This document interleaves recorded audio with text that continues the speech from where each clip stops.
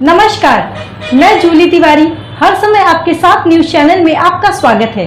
तो चलिए नजर डालते हैं आज के कुछ मुख्य समाचारों पर। संजय गुप्ता पर गंभीर आरोपों की झड़ी। भाजपा नेता से लेकर वंचित बहुजन आघाड़ी प्रत्याशी तक विवादों में घिरे। उल्लासनगर से एक बड़ा मामला सामने आया है, जहां भाजपा के उत्तर भारतीय मोर्चा के पूर्व अध्यक्ष संजय गुप्ता पर जमीनी विवाद और फर्जी दस्तावेजों के आधार पर मामला दर्ज किया गया है। खास सेक्टर 17 स्थित बिल्डिंग नंबर 603 से जुड़े इस विवाद में आरोप है कि गुप्ता ने फर्जी दस्तावेजों के जरिए मालिकाना हक पर दावा किया। विक्रमादित्य पुलिस स्टेशन ने संजय गुप्ता और 3 अन्य लोगों पर धारा 329A, 447 और 427 के तहत केस दर्ज किया है। संजय गुप्ता ने इन आरोपों को राजनीतिक साजिश बताकर खारिज कर दिया और दावा किया कि जल्द ही सच सामने आएगा। इस विवाद के बाद संजय गुप्ता ने भाजपा छोड़कर वंचित बहुजन आघाड़ी से 141 विधानसभा सीट पर चुनावी दावेदारी की तैयारी शुरू कर दी। इस बीच उन पर एक और गंभीर आरोप लगा है, जिसमें उल्लासनगर की एक महिला ने उनके खिलाफ एपीएमसी पुलिस थाने में एफआईआर दर्ज करवाई है। आरोप है कि संजय गुप्ता ने महिला को व्यापार में मदद का झांसा देकर उसका विश्वास जीता और फिर वाशी के एक लॉज में उसका शारीरिक शोषण किया। महिला का आरोप है कि संजय गुप्ता ने उसका भावनात्मक और शारीरिक शोषण किया, जिससे वह गहरे सदमे में है। इस मामले में पुलिस ने गुप्ता के खिलाफ बलात्कार सहित कई गंभीर धाराओं के तहत मामला दर्ज कर लिया है और जांच शुरू कर दी है। इस घटना ने वंचित बहुजन आघाड़ी के भीतर भी असमंजस की स्थिति पैदा कर दी है और पार्टी की छवि को लेकर गंभीर सवाल उठाए जा रहे हैं। सूत्रों का कहना है कि इस घटना का असर वंचित बहुजन आघाड़ी की 141 विधानसभा सीट पर चुनावी संभावनाओं पर भी पड़ सकता है। संजय गुप्ता के खिलाफ लगे आरोपों से पार्टी की साख पर संकट के बादल मंडराने लगे हैं। अब यह देखना महत्वपूर्ण होगा कि इन आरोपों का सच सामने आने के बाद क्या संजय गुप्ता निर्दोष साबित होंगे या यह विवाद उनके राजनीतिक करियर के लिए चुनौती बनेगा। इस मामले को लेकर संजय गुप्ता का बयान सोशल मीडिया पर काफी तेजी से वायरल हो रहा है। मेरे भाई उत्तर भारतीयों से मेरी विनती है कि जो मेरे ऊपर इन्होंने झूठा एफआईआर कराया है, ये मेरे ऊपर बहुत बड़ी साजिश रचा है। ये आपको भी पता है कि ये सब सारे झूठे हैं। इलेक्शन के टाइम ही मेरे ऊपर केसेस क्यों हुआ। 28 तारीख को मैं फॉर्म भरने वाला हूँ, 27 तारीख को मेरे ऊपर एफआईआर हो रहा है। ये कहाँ का इंसाफ है। मेरे शहरवासियों, मेरे उत्तर भारतीयों, आपको पता है कि एक उत्तर भारतीय का आवाज़ दबाने के लिए इन लोगों ने आज मेरे ऊपर षड्यंत्र रचकर झूठा केसेस करवाया। मेरी बहनों, मैं आपका सर कभी झुकने नहीं दूंगा। मैं एक सच्चा इंसान हूँ और सच्चे सेवक हूँ और मैं आपके साथ हमेशा सुख दुख में खड़ा रहने वाला हूँ। मेरे सभी उत्तर भाइयों से विनती है कि अब तो एक हो जाओ। अब आप लोग एक नहीं होगे तो इस तरह हम लोग बढ़ते रहेंगे, इस तरह हमारी आवाज़ को दबाया जाएगा। क्या मेरा हक नहीं था कि मैं चुनाव लड़ सकूं? एक उत्तर भारतीय के नाते क्या मेरा अधिकार नहीं था उल्लासनगर में? मैं भी उल्लासनगर में बहुत स्ट्रगल किया है। इन लोगों के बीच में रह के मैंने देखा है कितनी इन लोगों उत्तर भारतीयों का कितना अपमान करते हैं। आपकी शान के लिए मैं लड़ रहा था। अब तो आप लोग एक हो जाइए, एक होकर हमको एक साथ इनको जवाब देना है। मेरे उत्तर भारत से आए हुए लोगों से हाथ जोड़कर विनती है कि आज मेरे ऊपर जो मुसीबत आई है, कल आपके ऊपर आ सकती है, क्योंकि ये नहीं चाहते कि कोई उत्तर भारतीय विधायक बने, कोई उत्तर भारतीय महापौर बने, कोई उत्तर भारतीय नगर सेवक बने, कोई उत्तर भारतीय महापौर बने। हम लोगों को ये अपने पैरों की जूती समझते हैं कि ये जब चाहे तब उठा के जेल में डाल देंगे और हमारी आवाज़ को दबा लेंगे। मेरे भाई, अब एक हो जाओ और हम सब साथ में हैं। मैं आपके हर मुसीबत में साथ में खड़ा रहूँगा। एक बार आप मेरे ऊपर विश्वास करिए, मैं सच्चा हूँ। मेरे ऊपर झूठा एफआईआर किया है। मेरे भाइयों, मेरी बहनों, मैं आपका सर कभी झुकने नहीं दूंगा। ये सारा झूठा है, आपको सारा झूठा साबित हो जाएगा। मेरा दूर दूर तक कोई भी इस षड्यंत्र में कोई भी हाथ नहीं है। इन्होंने काफ़ी पैसा खर्चा किया है, ऊपर लेवल से इन्होंने सेटिंग किया है, ऊपर से फ़ोन गया है, लाखों रुपया इन लोगों ने मेरे ऊपर एफआईआर करवाया है। तो इसका जवाब आप नहीं दे सकते हो, इसका जवाब आपको देना होगा।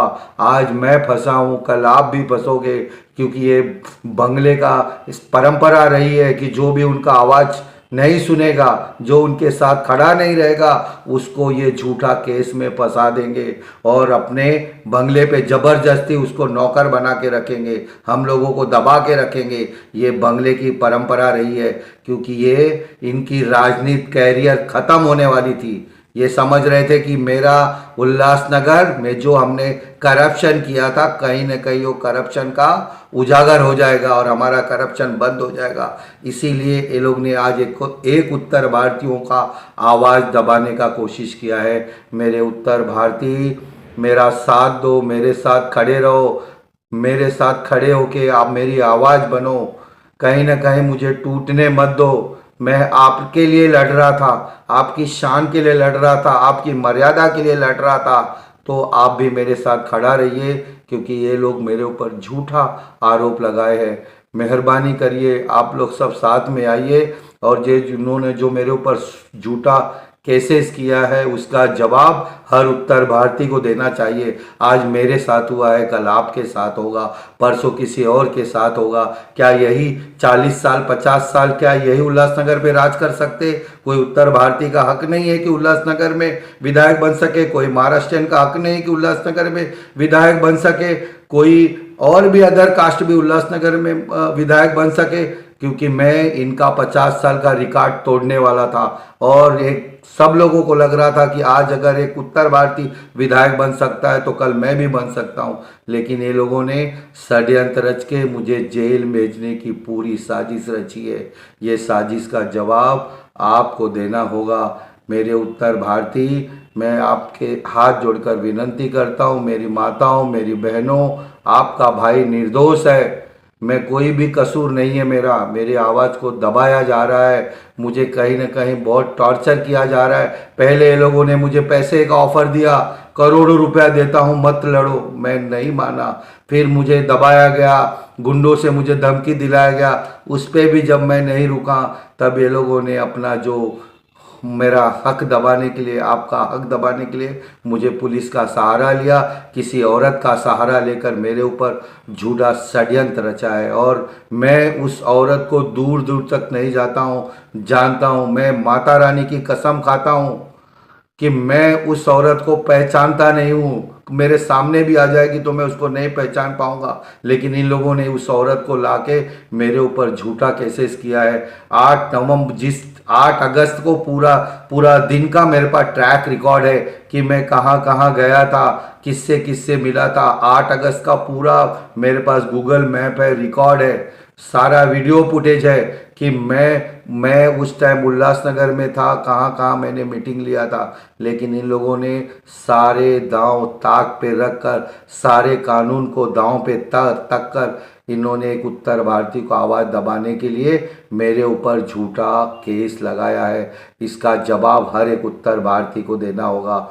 मेरे भाई और बहनों, मेरे साथ दो, मेरी इस दुख घड़ी में मेरे साथ खड़े रहो। ऐसे आ रहा था कि मैं चुनाव लड़ रहा हूँ बहुत बड़े लोगों के साथ, उनसे मैंने दुश्मनी लेके चुनाव लड़ रहा हूँ और कहीं न कहीं ये चुनाव पप्पू कालानी, ओमी कालानी, कुमार एलानी ये चुनाव हार रहे थे, क्योंकि जनता जनार्दन मेरे साथ में थी। तो इन लोगों का जो परंपरा रहा है कि किसी को भी षड्यंत्र रच को उसको जेल में भेजना, उस परंपरा में ये वही परंपरा फिर से मेरे साथ भी हुआ। मुझे पता था कि मैं बहुत बड़ी मुसीबत में फंसूंगा और इन लोगों ने मिलकर, एलानी कलानी ने मिलकर मुझे रोकने के लिए मेरे ऊपर झूठा केस दायर किया है एपीएमसी मार्केट में, एपीएमसी वाशी में, जो झूठा है। मैं जिसका नाम ले रहे मैं कभी उनसे मिला नहीं, ना मैं कभी देखा है, ना कोई मेरा वास्ता है। मेरा इस संबंध से दूर दूर का कोई वास्ता नहीं है। लेकिन मुझे बदनाम करने के लिए, मुझे जनता जनार्दन से दूर करने के लिए, गलत अफवाहें फैलाकर आपके नज़रों में मुझे गिराने में और खुद चुनाव जीतने के लिए इन्होंने जो मेरे साथ षड्यंत्र रचा है, उस षड्यंत्र का जवाब आप लोगों को देना है। क्योंकि ये जनता जानती है कि सत्य परेशान हो सकता है लेकिन पराजित कभी नहीं हो सकता है। इन लोगों को पता था कि इनके हाथ से सत्ता जा रही है। अरे मैं तो सुना था कि सब बोलते थे कि पप्पू शेर है, शेर है। अरे ये तो शेर कहाँ, ये तो गीदड़ है। आमने सामने नहीं लड़ सका और मुझे पुलिस में फंसाने के लिए मेरे ऊपर झूठा केस करता है। एक उत्तर भारतीय से डर गया। इतना डर क्या है तेरे को? अगर तेरे को हिम्मत थी तो सामने आके लड़ता था ना मेरे से, फेस टू फेस सच्चाई से लड़ता था ना। ये षड्यंत्र रच के मुझे जो दबाने की कोशिश किया जा रहा है, ये कहीं ना कहीं लोकतंत्र की हत्या है। ऐलानी कलानी चाहते थे कि उनका ही वर्चस्व उल्लासनगर में बढ़ता रहे, और वो जो भ्रष्टाचार उल्लासनगर में हो रहा था, महानगर पालिका में भ्रष्टाचार कर रहे थे, विधानसभा में भ्रष्टाचार कर रहे थे, उनको लग रहा था कहीं न कहीं ये भ्रष्टाचार हमारे हाथ से निकल जाएगा। इसीलिए उन्होंने मेरे ऊपर ये षड्यंत्र रचा, क्योंकि सत्ता उनके पास है, पुलिस उनके पास है और वो कुछ भी कर सकते हैं। जैसे आप लोगों ने देखा होगा कि पहले भी ऐसे झूठे केसेस हुए हैं, और मुझे पहले से एहसास हो रहा था कि ये बंगले पे मेरे खिलाफ ये षड्यंत्र रचा जा रहा है। पप्पू कालानी, तू तो शेर बन रहा था। सब लोग बोलता है पप्पू कालानी शेर है। शेर किधर है? तू तो गीदड़ है।